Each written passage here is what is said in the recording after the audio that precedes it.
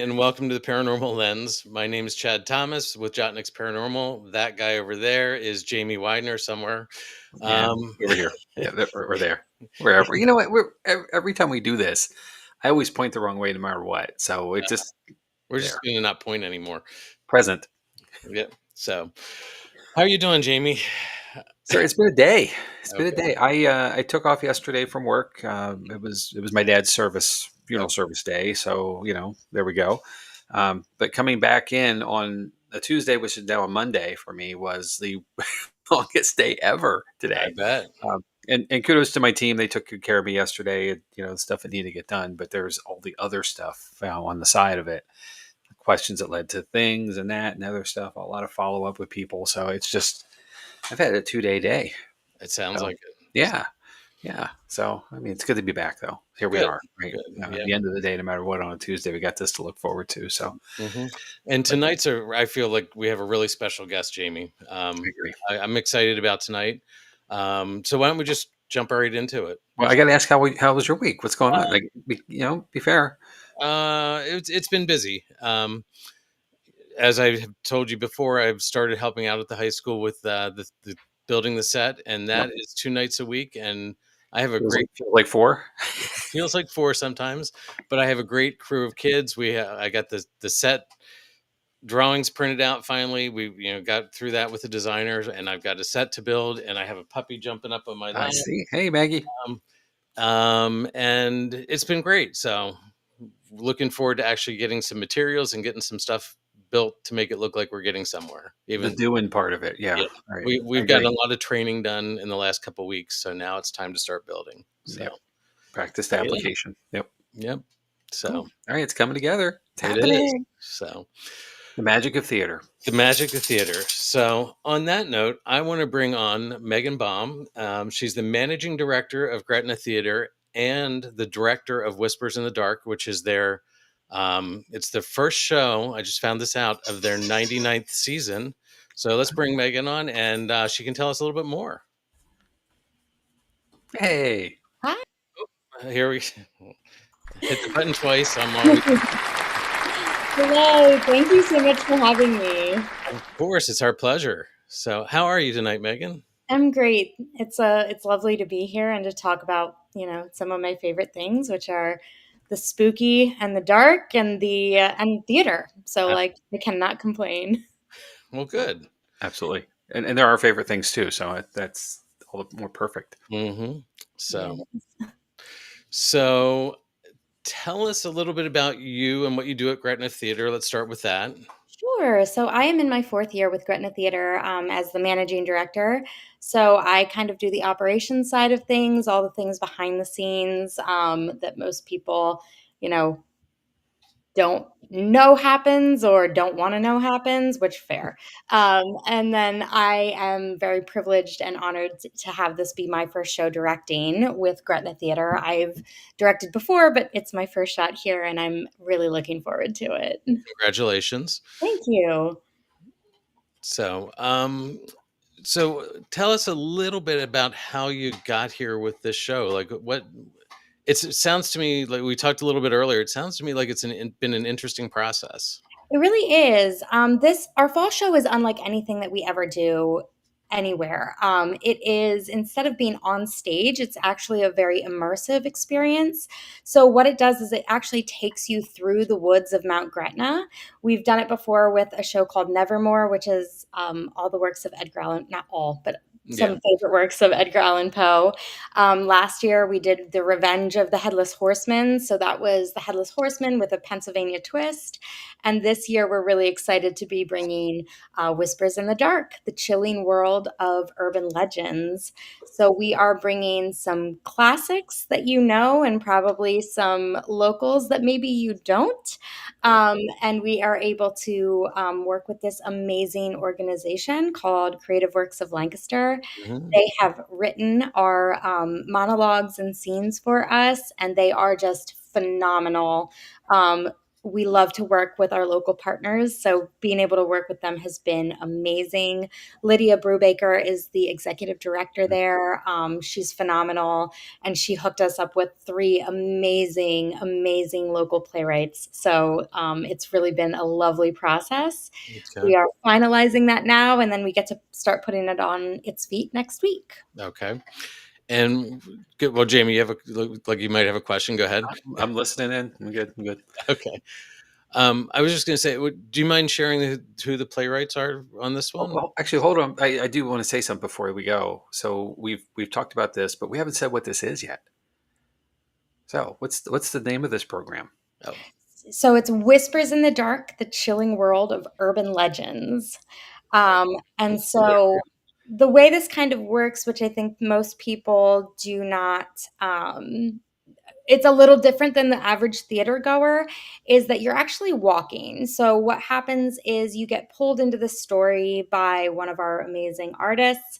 They're going to tell you an urban legend, and then next thing you know, you're going to find yourself being pulled in another direction towards another artist who's going to tell you another story, and then so on and so forth for about an hour and 15 minutes. As you go through the woods and you go through different locations, and it's dark and spooky, and we get to tell you these phenomenal stories. wow. It sounds amazing. Yes. You had me at dark and spooky, by the way. Yes. Okay, we're in. Actually, I am in. I'm going to be honest with you. I have tickets already, so I'll see you. I'll see you on Friday the 10th. I think the late program that night, so the 8 o'clock run. So making sure it's nice and extra dark. Yes, I'm a huge fan of the extra dark. That's definitely where I like to live. So I prefer the later shows, but some people like to be. I get it if it's not your thing, that you like to come when there's still a little sunlight. That takes the fun out of it for me. So when I Yeah. get my tickets, I'll be definitely getting for the later show, and we already have our first road trip comment here, There Jamie. it is. So, Perfect. and actually, I think it's a tell of what time you attend by what time your dinner is, right? Yes. Yes. It's usually part of it, whether you're an early or late dinner doer. For and sure. I do want to point out that Heather and Bert Lynch, who are two of our faithful viewers, it was actually Bert who sent Jamie and I Yep. the promo for this and said, "Hey, check this out." And when I saw Oh, it, thank I'm you like, so much. We're so grateful for you. I was like, we got to work something out here. So I'm glad that he did that and this all worked out because Yeah, definitely. it's great to talk to you and find out more. So. Yeah, it's fun, and we do also work with a lovely partnership with one of our local restaurants, which is the Porch and Pantry. So they provide food, beverages. My favorite is the hot cider. You can't beat that walking through the cold woods with a hot cup of cider. It also, for me, I need something to do with my hands. So holding a cup of hot cider usually keeps me from grabbing anybody. Um, So. But yeah, they're wonderful. And so we have snacks and food there. And then also we are just in a beautiful community that has other eating options if you need something a little different or, want to go down the road a little bit afterwards. Okay. Sounds good. Cool. So, so we were talking about you worked with the Creative Works of Lancaster. And which artists are you working with So specifically? we are working with Frith Rooney, Alex Bannon, and Rachel Strayer. They are the three artists who have written 6 of the monologues, and then I wrote the 7th. So they did the majority of the heavy lifting, and they are amazing. And I'm really excited to see what they have out there. Yeah, definitely. So how do you go about putting a show like this literally on its feet? Like, Yeah. That was my question too. Like how from thought Yeah, to so from practice. start to finish, it's kind of what resonates. So with partnering with Creative Works, we were able to be like, hey, here's the theme, like, and maybe a couple suggestions, and let's see where we go with it and what resonates with the writers, and then what resonates with us as being able to put a visualization of what we want up And of course, like we're in this beautiful location, Mount Gretna is gorgeous, Hmm. but it gets very dark at night, and I don't think that people realize how dark it really gets. So we can really lean into that spooky aspect. Hmm. And with what these amazing writers put out, we were able to come up with all of the urban legends that really kind of fit into the spaces that we use. So whether you're dealing with the Bigfoot park ranger, or whether you are dealing with a cannibal prospector, you have all these different places that you can Hmm. go to find the spooky and creepy and dark, and it all kind of just fell into place, as you know, the beauty of live theater sometimes does. Hmm. That's really cool. And I guess it's a little bit different because, when you're doing a traditional show, you're blocking on a stage and you've got all that, but not wanting to, dig too far into it for you, but you're not on a stage. Wow. You're So we are in the elements. We are, of course, unless it rains, then we do pull things into the playhouse so that it is a little bit different, but it still translates really well. Um, but weather permitting, you are in the Bigfoot Preserve. You are listening to the Bell Witch talk about her life in front of what elements we choose. And so we have a lot of fun as a staff being able to walk through Mount Gretna and be like, ooh, that works there. And that area is really good for this one. And kind of find the flow of what the show wants to be organically. wow. Yeah. I it's just I'm from the technical side, so having this side of the creative side is just it's really intriguing to me, and I Yeah. can't wait to see how you guys pull it off. So, Well, and it is really interesting also from the technical side because we are on location. So we have to get a little creative sometimes with how we do our technical things. And hmm, it is pretty low tech sometimes. Sometimes the only thing you need is a construction light and a really good angle. And that can just make everything for you. right. So yeah, it's really exciting to have to be able to play with a different aspect of theater than when you are restricted to a stage. Yeah, I Very can see cool. that.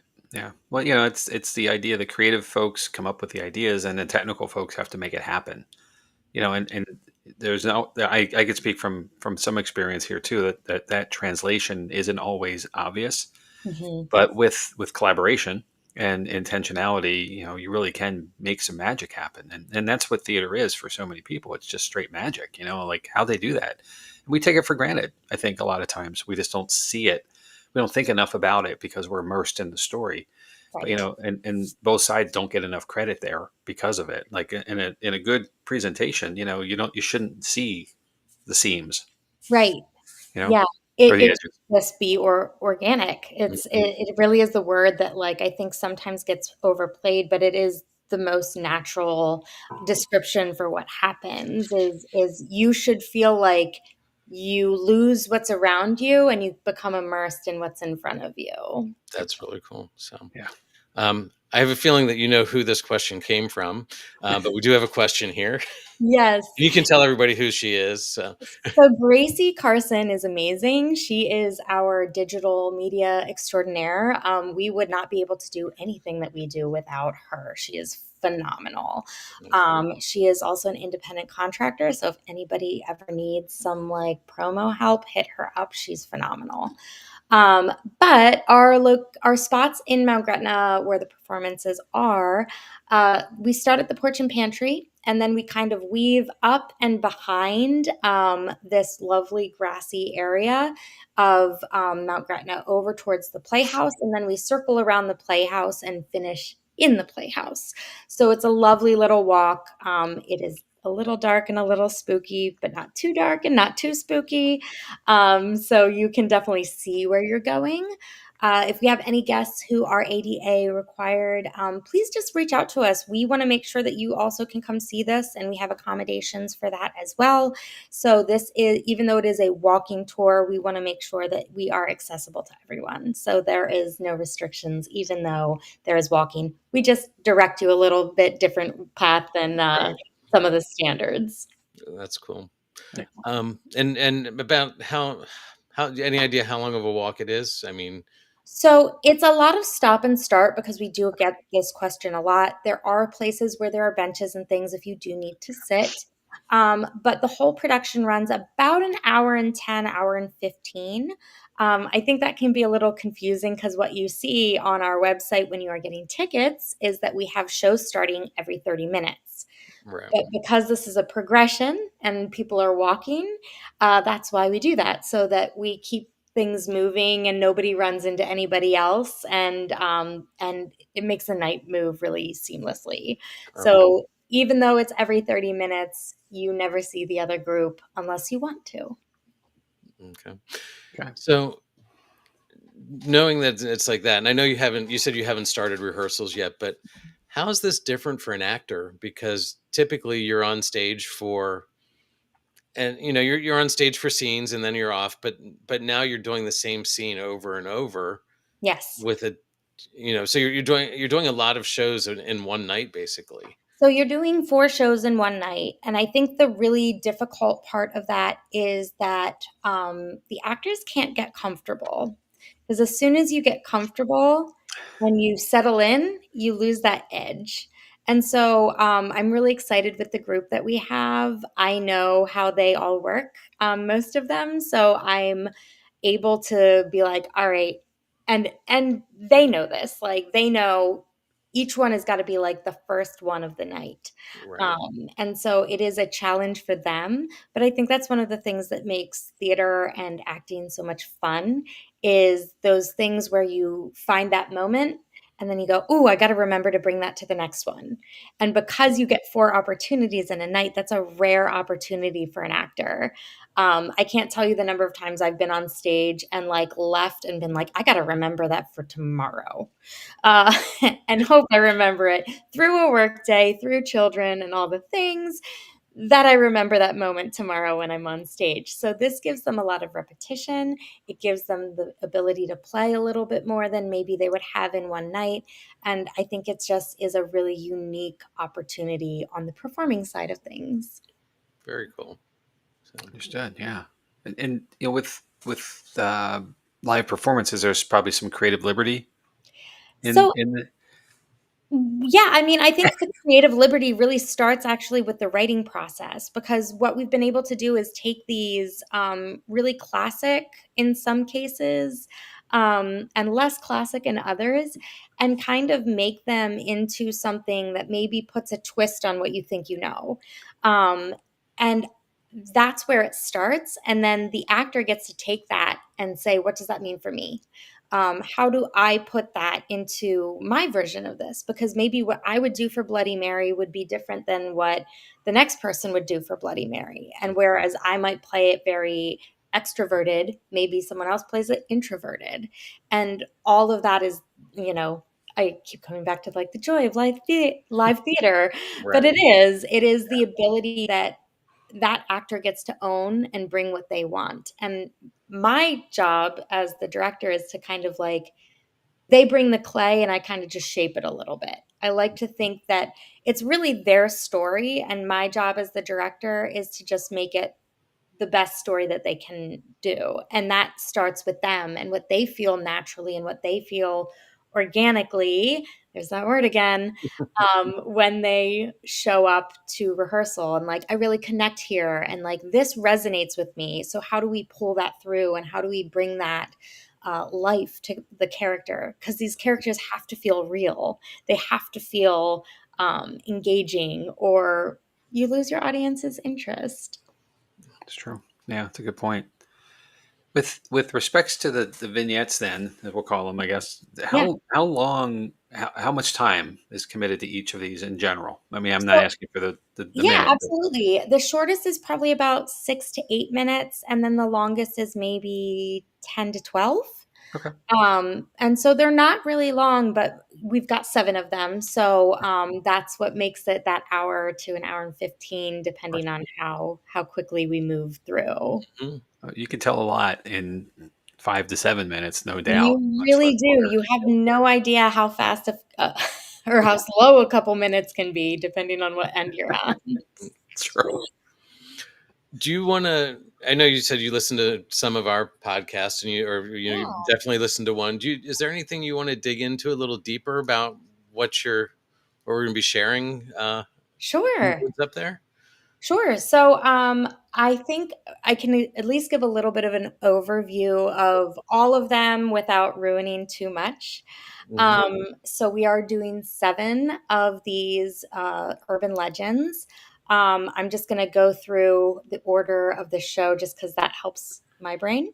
Sure. Um, so we start with the hook, which is also known as the Hook Man, and it's that very classic tale of lovers on a lover's lane, and then there's this maniac. But ours is a little bit different. So we don't really have lovers on a lover's lane, but we do have Penhurst Asylum in there. And we kind of get the origin story of where the hook or the hook man came from a little bit. And so I'm also a huge nerd, and I just recently graduated from law school, and I actually studied the Penhurst Asylum lawsuit that closed down Penhurst. So that was like for me really fun to be able to be like, ooh, backstory. Um, Hmm. I that's just where my heart goes. So after that, we get to journey into something that I don't know that many people know, but that Mount Gretna has the only Bigfoot preserve in the nation. And we get to talk to a park ranger who runs the Bigfoot Preserve, who has some very harsh feelings about the albatwitch, which I think is really fun and funny. And we get to hear a lot of local lore based off of the Bigfoot Preserve. It is not the albatwitch preserve. Don't call it that. She will get very angry. Uh, and then after that, we get to go and we go to one of your episodes that you did that I love listening to, which is the Bell Witch. Um, I love this legend. It's one of my favorites. I love listening to it. I love the fact that like the Jackson party like comes across like this. It's just wild. Hmm. So it's really fun to like take this and maybe make it a little bit more of what I would call a psychological thriller. And so we get to meet Betsy and Kate. And is it Betsy? Is it Kate? We don't know.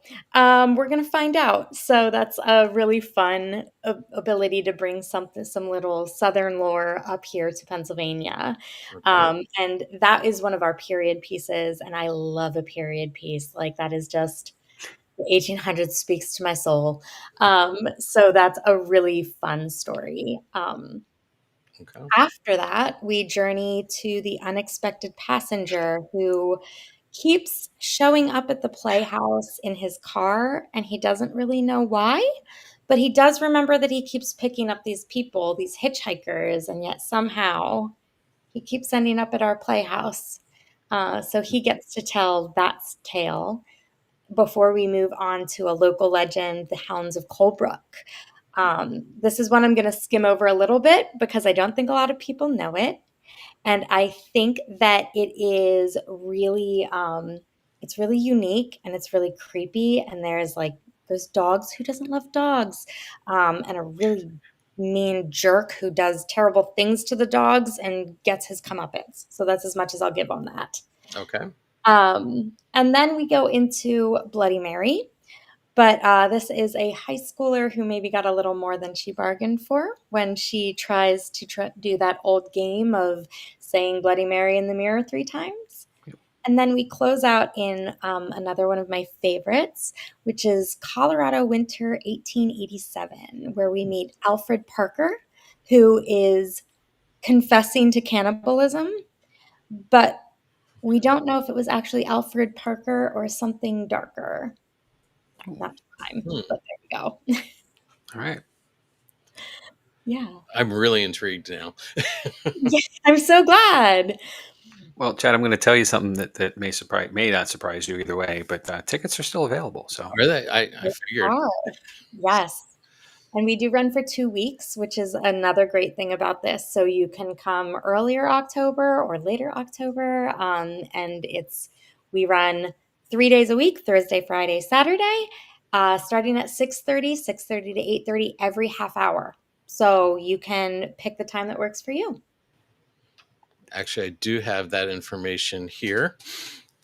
So um, I believe those dates are right. I pulled them off the website. Yes. So, and we're not, definitely want to keep talking, but I wanted to share that since we were talking about it. Thank So, you. like, do you have a favorite? I know you said you had a couple that you really liked, but I do.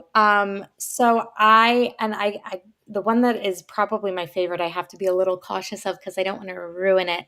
But I love the Colorado Winter. That one I think is really fascinating because the author Alex Bannon took this from the actual transcripts of his court case. And Alfred Parker is kind of has a cult following. There's actually a musical out there about him called Cannibal, um, oh, Cannibal the musical. okay. And if you follow South Park, Trey Parker directed that show as his senior project. So that is just a little fun piece of pop culture for you. But Alfred Parker actually was a prospector and a wilderness guide. So his whole job was to make sure people survived, which I think is the irony of his story. And then he comes back and in the actual transcripts, he's not really that apologetic about what he did, which is wild to me. Mhm. There's so much, taboo around cannibalism, and I think it's one of Mhm. those things that we as human beings like can't really wrap our brains around it unless you are in the most dire of circumstances. And that's what makes Alfred's case really unique because was he actually in the most dire of circumstances or was it just an easy way out and they had things that he wanted? That's intriguing, Yeah. actually. Yeah, I'll have to look into this a little bit more. Yeah. So, I mean, it sounds like we have some more episodes to jump in here too down the road, Jamie. I got notes. Don't worry, I got you. I love that. Well, So, well, speaking of episodes, and I'm going to ask you this because we've done two on urban legends. Mhm. So, domestic one and an international version. Yes. So, how do you get to the place where you selected these seven of gazillions, literally out there? Yeah, there are gazillions. So we really put it in the hands of the writers. And okay. I think that was kind of the best move for us because what spoke to them was what ended up working for us. And I think that that's what was so fascinating because Colorado Winter was not on our list. Right. And you're like, here it came, and it was amazing. And like being able to take something like Bigfoot that everybody knows, but make it maybe a little more lighthearted and a little more fun as we have a lot of dark and spooky around us. Hmm. But I also think you have to like pay homage to those classics and the ones that everybody knows. Mhm. And everybody knows The Hitchhiker, everybody knows The Hook, and Yep. everybody knows Bloody Mary. Yep. Like you have to bring in a good mix of the classics with a good twist of new and unique and maybe a little unheard of. Sure. Well, there's campfire standards, right? Mhm. Hmm. There's a couple. The hook is obviously one of them, and Yes. everybody's got the flashlight they pull up at the last second and illuminate Yes. themselves. Or someone jumps in, and but all those are always all of these stories. We talk about this on the episodes, but they're two things. They're educational, and I say that seriously because there's a moral basically Oh, in all of yes. them. Very Don't much do so. something. Don't Mhm. Right. go out alone. Don't be promiscuous. Right? Yeah. The parking, I and love have the that hook one. hook shows up. Like that's what you're going to get if you do it. Don't pick up strangers. Don't do the anything. Right? There's always something to be told of it, but we have a need, I think, to have these tales told to us. There's something that we feel good about, perhaps, that we don't do these things, because we haven't had them happen to us. So, Yeah. but the cautionary tales, they all are, they make us feel good because they give us that quick spook, that we're looking for, that scare, but they're not real enough to us that they connect directly into our lives, because they're always happening to somebody else somewhere away. And the true sign of a great urban legend is it's a tale of that someone heard from someone else. It's Yes. never direct, so it's just distant enough that you can separate yourself. And that's like one of the things that I love, because it is that oral history. I'm Mhm. going to say history in quotes, Right. that we're still passing down. Like, it is still continuing, and I think that that's one of the things that, like, that is the oldest form of learning lessons, is tales upon tales upon tales passed through generations, and it unites us. It's all something that, like, I think everybody can relate to, whether it's a campfire story or, a creation myth or something like that, that everybody can kind of connect to it and been like, I've heard that. I recognize that. That's familiar to me, whether it gives you the creepy crawlies or the warm fuzzies. Yep. Mhm. Or it's a combination of both. Yeah, I love a combination of both. I agree. That's the best kind of story. And I think that's one of the things that our artists have, or our writers have done really well, is really bring kind of like the humanity to some of these urban legends. Because I think it's really easy to look at someone like the Hook, or Bigfoot, who's supposed to be scary, and find like something like, oh, well, that explains why who they are, and maybe you don't have compassion for what they do now, but maybe you could for what they went through, and it brings a different level to just like, oh, they're a bad guy, or it's a big scary monster. Like, maybe it's not. Maybe there's more depth there and more layers there than we realize.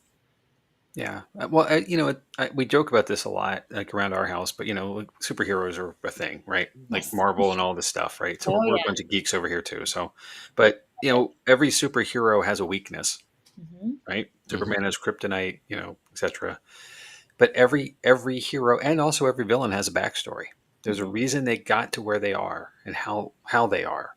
Mhm. And sometimes it's not intentionally truly, like, a bad guy's not intentionally bad. It's just the circumstances, the environment, and that led them to where they go. And not all heroes just are born jumping out of bed going to save burning, someone out of a burning building. Oh There's yeah. something, a catalyst that occurred. So Mhm. getting some feel in the story is so critical, because it's not always cut and dry. There's always more than you see. Well, and like, speaking of like the Marvel and DC world, like, I always loved Two-Face. He First of all, what side are you on? You got to pick one. Marvel? Okay, we're cool. We can be friends. You're catching me. I'm a little less versed in this than I am in theater. But They're both Two-Face good. Don't worry, they're both fun. always my favorite criminal, because he's literally the embodiment of two dualities of man. It's the same reason Jekyll and Hyde is one of my favorite novellas. Like, Yep. I think it's so fascinating when we can touch on those aspects of humanity that are not like, oh, this person is all bad, this person is all good. There's both, Mhm. because I never want to be judged by the worst thing I've done in my life on this planet. And the best thing I've ever done in my life on this planet is not it. Like, there's so much in between. And so being able to bring in this duality and this compassion, but also like, oh, at the end, maybe not great. We can really kind of find the humanity in these urban legends, because yes, I love that they're morals and things like that, but I would love to like go back and be like, well, who are the people behind the morals, Right. and who are the people that really embody this? And I think that's where, like, our writers have done such a great job of bringing that to life. That's fantastic. I am so looking forward to this. I really am. I'm so excited too.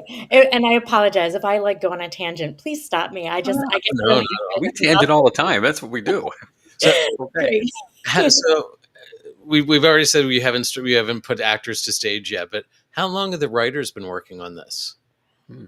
Oh, it's been a fast process. So we just got our last round of edits, some of them this week, and then we're just doing final tweaks. So it's been, I think, maybe 3 weeks since they've gone hands-on with like submitting work to us, and then us going back and forth. And they've just been, I mean, because this is not their day job, most of them have full-time jobs, families, everything else, and so they're doing this on top of that. Um, Hmm. and so we cannot be more grateful for them and what they do. And Creative Works of Lancaster is just a wonderful organization. They do cool, cool, cool, unique theater. So, like, I Hmm. always like to throw them out there. Anything that they're doing, check them out. They're phenomenal. Yeah, And they're all local.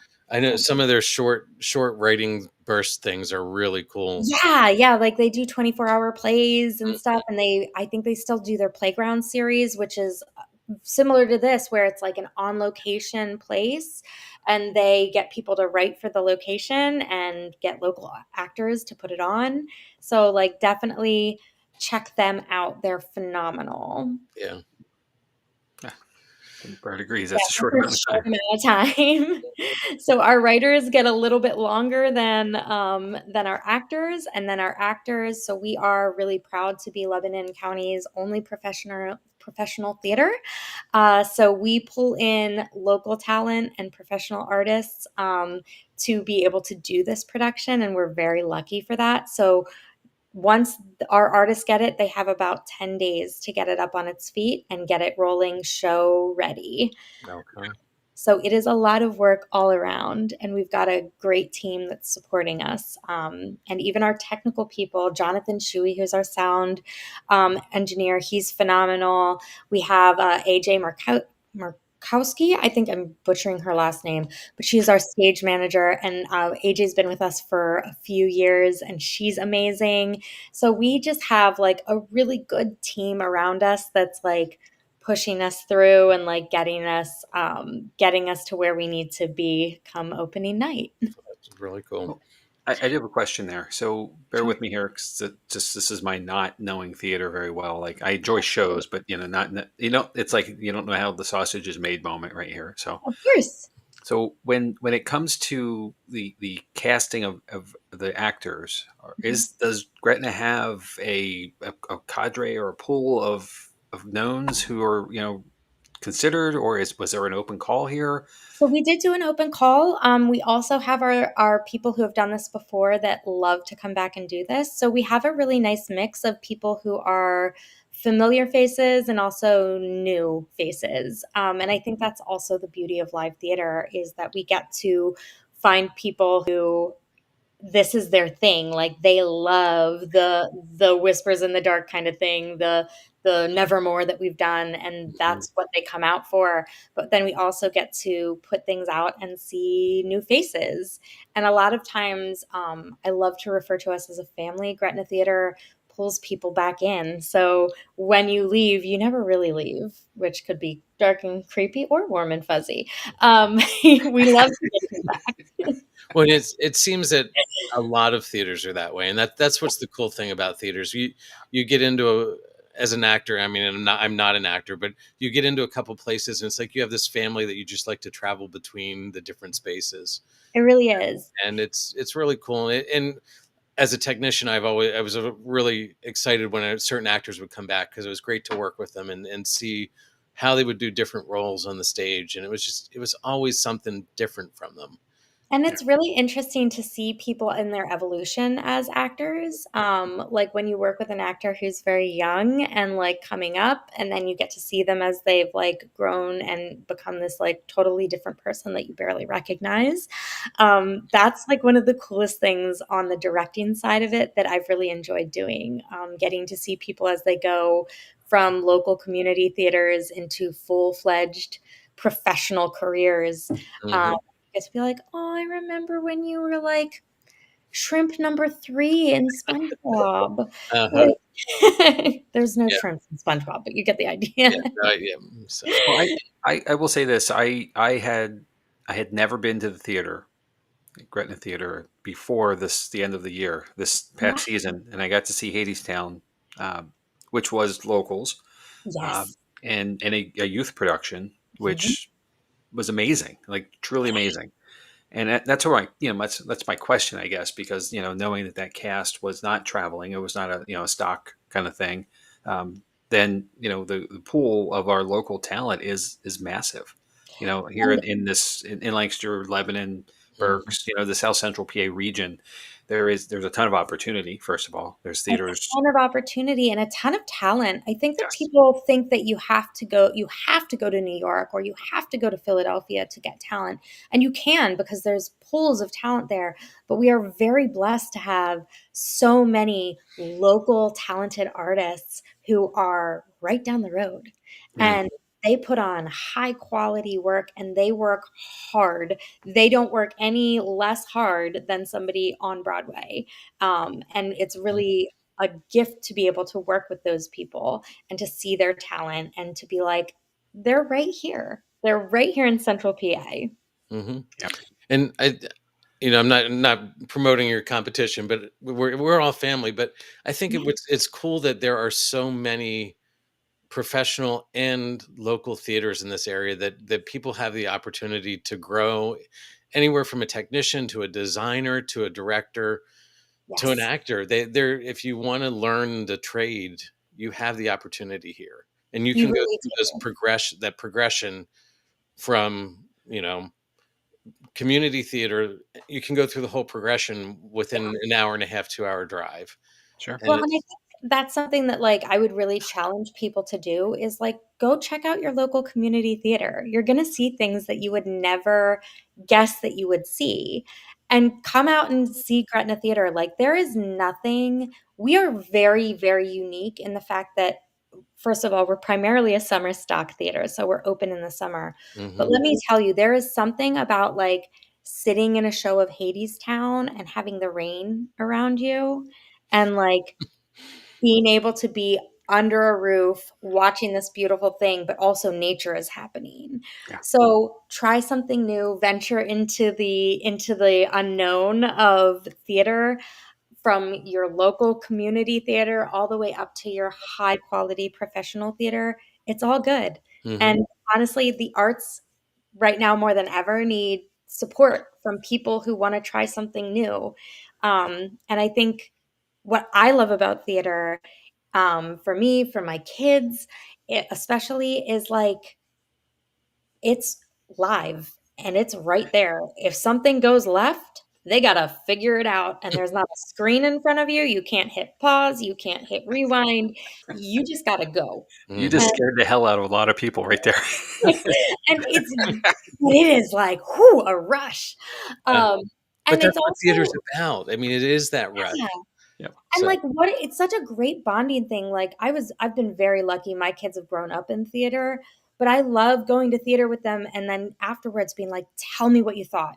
What was your favorite thing? What bothered you? What would you have done different if you were there? Or if you were directing it, or if you were a dancer, how would you have wanted to see the choreography?" Like, it's great conversation to have with family, with kids, when appropriate. It's definitely something that gets you out of this world of technology and screens, which are great in moderation, but also there's nothing like live theater, and I will die on that hill. and Jamie's shaking his head, and Yeah, you won't be alone for that at all. There's Great, I a will lot of us see out you there. on the hill.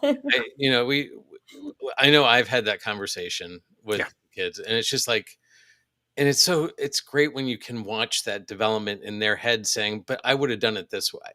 Yes, yeah, And like we were talking about well, Zoe yeah. earlier, There's two and directions here, right, to right, take, and and and Zoe was going to see a had gone with a friend to see several shows, and was very disappointed that they've transitioned from physical scenery to screens. yeah, And it was like that every show. It was like, I didn't like the video. I didn't like the Yeah. video. I want to see the set. I want to. It takes you out of the world in that Mhm, case. Like, so it's really fascinating, and I think it creates really unique mhm, discussion mhm, for what direction even theater is heading when you're mhm. looking at all these advancements in technology. Yes, there is that, but there is also nothing like having a 3D, three-story house built on a set that, which I'm so sorry, Chad, that's you. You're like, please stop talking. No, no, it's I love it though. It's But it is, amazing, and, like, they're also skills that I think people don't realize, like, I built shelves today, and the only reason I could is because I had technical theater class, and so I can, work a bandsaw and run a drill, and Mhm, that's, like, a great thing that I learned, and so there's so many facets to theater that I think, kind of get pushed to the wayside when you get to see the beautiful, polished, finished product, but there's so much work that goes on to get it there.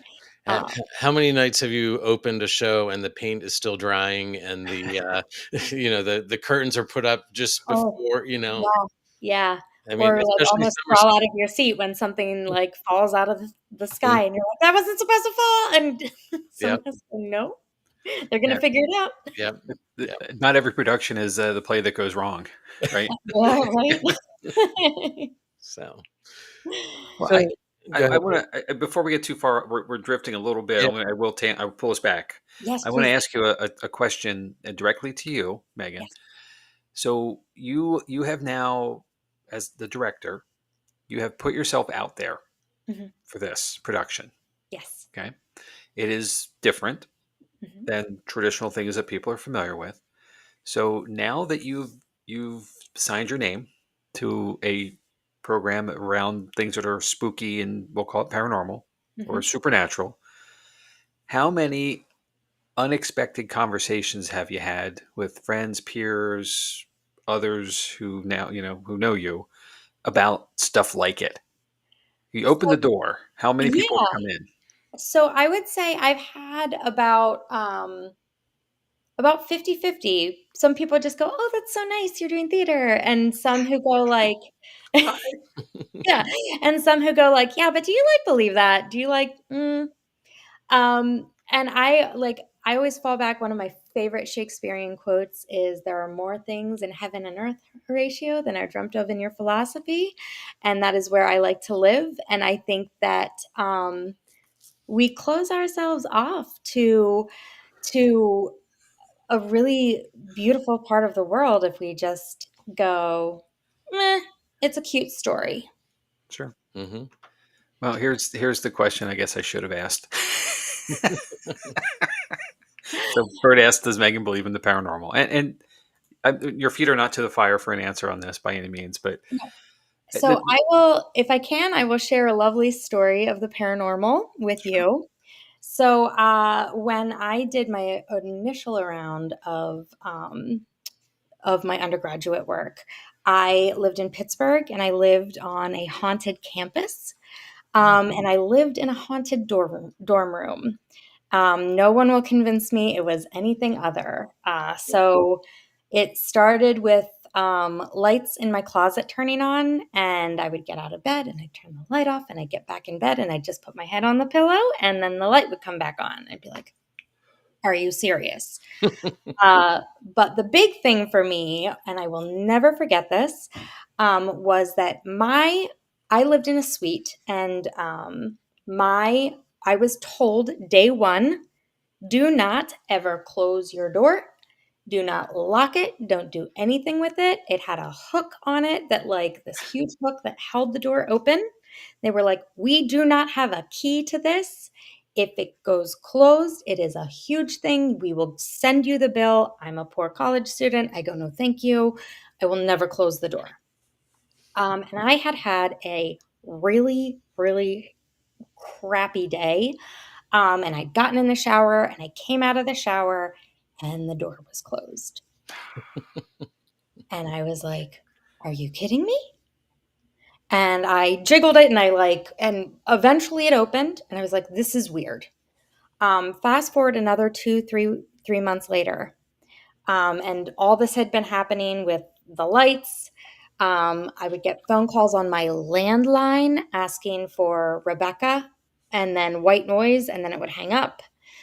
All this weird stuff. So we called our ghost Rebecca, naturally. Of course. Hmm. Yeah. And after another really, really bad day, I get out of the shower and the door was closed again. And I went, this is not bleepity bleep bleep funny. And I slapped the door and I looked at the door handle and the door handle turned and the door opened. And it never happened again. Okay. And I can't explain it. There was nobody in the room. I put the hook back on and I just went, thank you, Rebecca, and continued with my day. So I am convinced I lived in a haunted dorm room. There are there's multiple stories of that dorm hall being haunted by a woman. So I like to think that she just really liked to mess with me. It sounds like it to me. That is entirely probable. So So well, that's a lot, right? And Yeah. it's a lot of stuff that is extraordinary, and it well, because it's not normal, therefore it's paranormal. But the physicalness of it is a poltergeist by definition, and that's German for loud ghost, right? Yeah. So meaning it can manipulate things, and that's rare, and to have it become something where you actually have connection as well, like you've made a comment and a reaction comes from it, is intelligence as well. So there's that's pretty cool. yeah. Yeah. Question I have for you: did you get it on video? Oh gosh, no, we didn't even have cell phones, or All just, right, I think that was when I first got my cell all phone, right, all right. and it didn't even have a camera. It Uh-huh. was like, All the good stuff happens off camera. yeah, Trust us. We, as investigators and people in the field, we try to capture everything. And Mhm. it always seems, with our home gig at Booby's Brewery over in Mount Joy, the very first night we were there, we had we did an investigation with just our team. We didn't bring in anyone from the public yet, just to make sure we wanted to make sure there was activity there first before we decided to even commit. And we had just bundled up all our stuff, put it away. Mhm. One flashlight was left on the edge of the bar, in the Alois bar, the original bar of the property. And I huddled the team together, just did a quick, kind of huddle up everybody, great night, good job with everything. This was so much fun. And then we heard the bang of it hitting the floor, the flashlight, and it rolled literally. We saw it roll under a settee that's still there outside yeah, the one room, the restroom door. The catch is the bar has an arm rail, piece, and it's wood, and you have to literally go. That flashlight had to go up and over to get to the floor, and there was no gap for it to fall through, even if it just started rolling on its own, which it was not rolling before. So either way, it moved. yeah, Mhm. So, and that's when we all just kind of looked at each other, and then first thing I said is everything's put away, isn't it? Because off yeah, camera, Right. off audio, and that's when we knew that we had something. And for us to go forward, as a team, here we are 5 years later, still investigating the place on the regular. So, Mhm. um, it is that everybody has a catalyst moment to get involved. Something happens, and Mhm. I'm not saying everybody should. Anytime something weird happens, it's paranormal. That's certainly not the case, because there are plenty of things that are normal we're just not paying attention to. An HVAC system kicked on, a car went by and cast some shadows, the house settles. We were in West Virginia Penitentiary up on the upper floor, and it's got a flat metal roof, and it was the end of the summer, so it was hot. And as the evening is coming on and the temperatures are dropping, the ceiling, the roof is contracting from the heat, and it's popping and rippling, and it sounds like someone's up there moving around, but it's literally the material on the roof. And you have to know that, kind of, you have to be aware. you know yeah, but to see a door handle move when there's no one there, That is. and manipulation of other stuff when there's no one there, the light switch coming on in a closet, no less. I mean, unless somebody's really good at rigging something on the other side somewhere, messing with you. Did you have an arch enemy by chance in college? not that I know But of. you never know until it's too late, right? Yeah, Uh, I mean, theater is competitive, but I don't think it was that competitive. Um, So, listening to this, Jamie, I think we should get Megan in touch with Jeff and Sean from Penn State. Uh, yes. Oh my gosh, yes. we've had, a couple weeks ago we had Jeff and Sean on from Penn State, and they are uh, Jeff is an American Studies professor at Penn State Harrisburg, American Studies and folklore, to be clear. and folklore. And I was going to say one of his specialty is folklore, and they're doing a research project on folklore and the supernatural. Wow, So, that's And amazing. capturing experiences and interest of individuals in the field. so, So so, Oh, and it sounds like maybe this is an every year event for you guys. So maybe it would yeah. be a good connection for you to have. I So, would love that. That's so always, and that's one of the things we love is working with our community partners, whether they're Penn State, whether they're Creative Works, anyone that we can work with. We are always open to it. very cool. So, well, so this, so that was one of my questions. Is this a every year thing for you? It sounds like It it's is. Yeah. okay. So we've done it consistently the past 3 years. We had like 1 year off before that, and we did it the year before, but like in general, we really do try to keep this consistent, Hmm. especially because every year we do it, it grows, which I think is amazing. Okay. Like where we're at right now with ticket sales. So do get your tickets. They are going quickly. We're already pacing ahead of where we were last year at this time. So it's really Good. exciting to see that word of mouth, things like this get us out there. And it's also just fun. Like, this is the time of year where, like, I mean, I'm not a huge winter person. I'm like, this is the last gasp of me being in nature for a few months. So, like, come see the beautiful changing leaves of Mount Gretna. Definitely come and check out the show, get your spooky on. Like, it'll be great. And I mentioned this earlier, but this is you're going into your 99th year. 99th year. So, Yes. so that means next year is going to be a big year for you guys. So, Yes. so I feel like we've got 2 big years. I feel like 99 is always big because you're, like, we're ending right a there. Yep. century, and then 100, you are knocking into the new one. So, we've got so much planned, and we're really excited to be able to share it when we finally can. Very good. That was a question I was going to ask too, of course. And yeah, what does the schedule look like? I'll wait. I'll wait. Well, We have announced our, season for next summer, so we okay. do have that, but we haven't announced the 100th year. So I Ah, will hold off and direct you to the website for the 99th year. We also have some really amazing off-season events. We have a gala that we hold in the spring. That's a big event where we're going to party like it's 99 because why not? Hmm. And that's a huge fundraiser for us. So definitely check out the website, social media, things like that Hmm. for more information. and I do So, want to well, pull one thing in here before Chad, where you go. uh Um, the question from Bert here, Megan, have you had any experiences at the theater? So I have not had any experiences at the Playhouse in Mount Gretna. I have had some in other theaters I've been at, but not this one. Usually at the last theater I worked at, every now and then I get the smell of tobacco, pipe tobacco. okay. Which was weird because we're not allowed to smoke there. No one knows. And I would just like smell it and be like, "Mm, But it's they used odd." to be able to smoke there, I bet. I bet you could. And it was You also an couldn't old stop them. barn at one point. So I think like from the late 1700s. So I would not doubt that somebody was smoking somewhere at some point. Hmm. And I don't think it was teenagers in the bathroom. So Probably not. So we covered. I'm going to say we keep saying we did the stuff, but there's an episode on superstitions back in season one, I believe, and there are a ton of theater superstitions. So yes. in that episode, Chad's youngest was a guest and an actor, right? So knows theater, and Mhm. covered all of them. Well, created a list and covered them with the feel of an actor presenting, and it Yes. was a really fun episode. Hmm. Um, and with that there's a lot of things that go into all of this with theater. Like it's more than just the physical production. Mhm. You have there's I mean obviously we have a ghost light, and that's not necessarily what people think. It's safety, right? We get that. Yeah. Because we want to see where you're on stage, you don't fall off. Yeah. But the other Yes. things, like why we say break a leg, why flowers are presented, there's so many things that are unique just to Mhm. theater lore that don't fit into other stuff very well. And we are a superstitious bunch. Like Hmm. there, I was going to even ask if you have the any straight specifics laced for yourself. actor.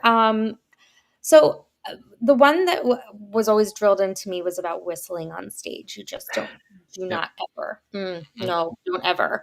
And I remember doing a role at one point where I had to whistle on stage and like looking at someone and being like, no. And I, Well, you don't want those sailors to get called back to their ship, and you know. Right. yeah. You lose your rigging.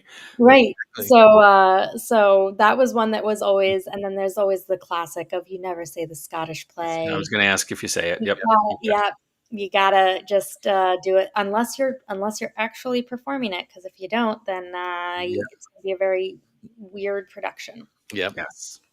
So, Fair enough. so We do these things, and sometimes we do them out of mind. We're just because they're what you're supposed to do, Right. and okay, fine, and but there are so many that are rooted in something significant, like something could happen to you, and there's a consequence if you don't, or you do either way. Yeah. That, actors are and producers and production folks are a different lot sometimes. And it what really do you mean, does. Jamie? I said it nicely, Chad. Okay, you're weird. Okay. And it does contribute to that thing that we were talking about earlier of that oral history, because everyone has that thing of like, well, I did XYZ, and then this happened during that production. Hmm. And so it feeds into that of why we keep Exactly. passing it on to the next generation. Yep. So, But that's that. If you had a great production, you repeat the breakfast you had, and wear the same exactly. socks or whatever, Yep. and Don't I get shave it. your beard like athletes or things like Yep. that. Same story. Everybody Yep. has it. Yeah. So, Well, well, I want to be respectful of time. We've been talking for an hour. It doesn't feel like we've been talking for an hour. not So, at all. but I do want to be respectful of your time. So this is your opportunity to share, about the theater. Shameless plug. I do have. I'm going to bring back up the show name and Yes.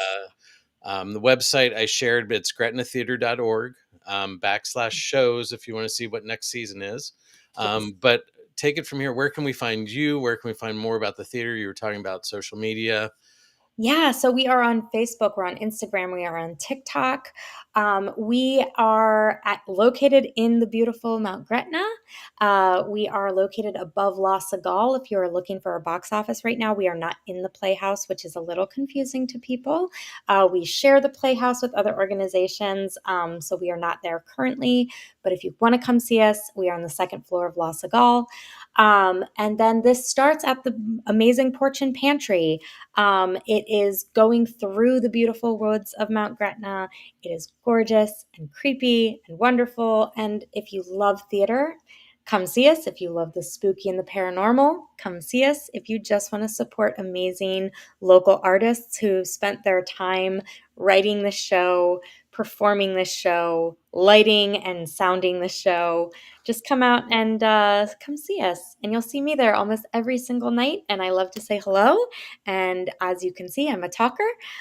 So just get me started on a topic and we'll go. We can really hit this pretty hard. Mm. So Bert showed it's close to Ice Cream Shack. Ah, Bert, yes, the Bert. famous Jigger Shop is the ice cream shop. I do not think they will be open when we are there, but if you know where it is, you can find us. Hmm. Yep. So, Yeah, the Jigger Shop. Oh, such a spot. It So is. well, Megan, I want to thank you for spending the last hour with us. Ew.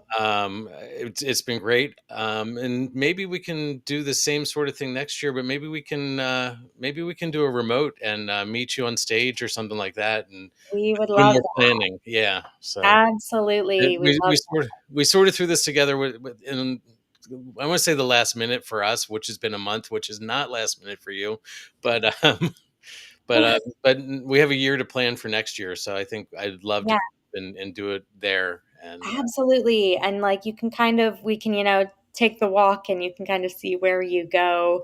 And also just experience it because I'm sure that you will probably pick up on some stuff that's unique to Mount Gretna. it sounds good. there's a lot of unique in Mount Gretna. Oh yes. There is a lot. Yes. So perfect. So, all right. Well, if you can hang on for a few minutes, Jamie and I are going to wrap up, but we want to talk to you a little bit off camera and when we wrap things up. So, Yeah. all Thanks Very for good. having me. right. Yes, Thank thank you. you. Bye. All right. Wow, Jamie, I'm excited. I can't wait to go see and experience this. So, Yep, me too. I have my tickets already. I'm in. all right. So let's talk about what's coming up. That's not where I That's not expected. the right one, but hey, it's close. It's Uh, close. There's stuff happening there too. yeah, So yeah, next week on September 9th, I'm going to move ahead on this this is not the right one. just a little bit. Wow. This one's way old. Yeah, Um, we'll we'll ju- I we'll do know it. what we're doing. So we're That's gonna do. so. Oh, I was so excited about tonight's show that I forgot the topic or the the promo slides. it's all good. So we're gonna do something next week. Whatever it is, we'll find out later. So big surprise. Next Um, week is the yeah, Forbidden City. yeah. So So Forbidden City, we're going to wrap up Ghost Month in China. Represent there, so I'm really excited for this one because I think it's obviously a fun topic.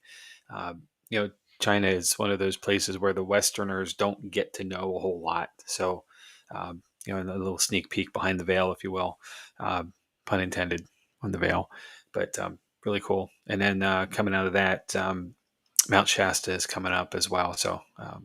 Go yeah, back to the we West were Coast. playing a little bit with the schedule because of you possibly traveling and Oh, I'm not possibly. I'm definitely traveling. So yeah. but when Yep. you're traveling and all that. Yep. We'll cover that in a little bit. So, but us investigation wise, there's still a few events left this year. Hmm. We're in spooky season. It's in full swing. Once we get around here to September. Yep. So our next investigation is on Saturday evening, There's 27th. one ticket left. There's one ticket. This is incorrect. This So is it's incorrect. all but sold out, but we're so close. And hey, maybe we can squeeze an extra one or two in. So we're not Hmm. going to argue. But don't wait if you're interested in joining us at Booby's Brewery in Mountjoy, PA. You know, and then on the 11th and 18th in October, two other dates coming up in full Hmm. spooky season. There's still some tickets left there, but they are going quickly as Yep, well. yep. There's 10 left for the 11th and 4 left for the 18th. Whew, oh my So, goodness! All um, right, and and then one other change to the schedule, our December event is probably not going to happen on the 6th, and we don't know what's going to happen there. yeah, So, there's been a conflict, a scheduling conflict with the brewery there for an event they already have, or another event they have. So we might be moving back a week. So we'll share that. We get a little closer, so a couple months out. But November 8th really does wrap up spooky season, mhm. and that's coming up too. So there's tickets available there as well. And here's how you find them. So the Booby's Brewery website, boobiesbrewery.com, and then you can find all of our information on Linktree, which is linktr.ee, and then / paranormal lens, all spelled out. Mhm. So Instagram, Facebook, YouTube, all the good stuff where the content is. Obviously, you found us here on your favorite streaming service or Facebook or YouTube tonight in this very live event. Um, Speaking of live theater, here we are. We do live theater every week, We right? do, Sort yeah. of, sort of. It's probably not as entertaining, but oh well, you know. But in that, give us a like, give us a follow. If you are interested at all in having a topic for an upcoming episode, we are certainly willing to do listener submissions, and that can be sent to us at paranormallenspodcast@gmail.com or via any of the links in the episodes. Just leave us Mhm. comments there, and we'll certainly all see that. So no problem there either way. But with that, this technically is a listener submission tonight with It is. Heather providing us the lead. Hey, it started as a hey, this is cool, check it out, Hmm. and it led to a full blown conversation and some wonderful folks at Gretna. So Yeah. I want to say thanks to Megan one more time because it takes a lot of time, talent, and treasure to put on productions. Anything, and being willing to put yourself up there and saying, hey, let's go. Lead the way is really cool, and I'm so excited to see this product in the next couple weeks. So Hmm. if you haven't yet, consider it. You need your spooky fix. Get it on at Mount Gretna. Come for the production. Stay for a little while. There's lots of other things to do. The porch and pantry, of course. The hideaways nearby. I just wish the Jigger Shop was open. Dang it. You'll have Uh, to go next summer and see shows next summer, I know. I and go know. to There's no problem with that. yeah. But So, I need my whoopie pie sundae. so Man, all right. Well, danger, but good. yeah. Definitely. Again, thanks to Megan. Thanks to everybody who joined us tonight for the first time through Gretna. We appreciate that. Do you have any final thoughts, Jamie, before I wrap it up? Like we always say, go out and support the local arts. Get engaged. If you can't go in person, send a gift card for a friend. Just get out there and support any way you can. It's well worth the time, energy, and you'll always take something away you didn't have before you got there. So enjoy. All right. So, as Megan and her team bring Whispers in the Dark to life, we're reminded that some of the most haunting experiences don't just come from spirits, but the stories we dare to tell. So, until next time, stay alert, stay respectful, and stay curious. Good night.